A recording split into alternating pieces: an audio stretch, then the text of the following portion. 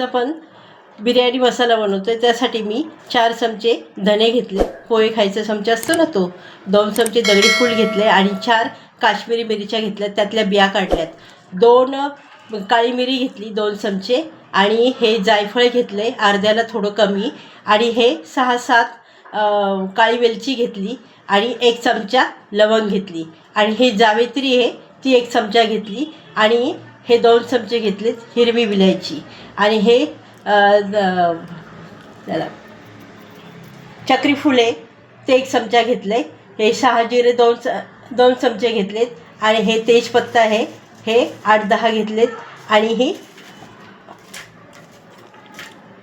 दालचिनी आहे हे दालचिनीचे तुकडे घेतलेत. आता मी सर्व मंद आचेवर भाजून घेते. असं मी मंद आचेवर भाजून घेते. असा हा मसाला मी भाजून घेतला, गॅस बंद केला. आता बघा कसा ओळखायचा, हे चुरा होतो बघा याचा तेजपानचा. आता मी खाली उतरून घेते आणि थंड करून घेते. आता हा मसाला थंड झाला. हा मसाला भाजण्यासाठी मला 6 ते 7 मिनिटे लागले. आता मिक्सरच्या भांड्यात टाकते आणि प्लस मोडवर वाटून घेते. आता बघा वाटून झाला, प्लस मोडवर वाटला मी. आता हा काढून घेते. समजा आपल्याला 1 किलो बिर्याणी करायची असेल तर बघा एवढा चमचा टाकायचा.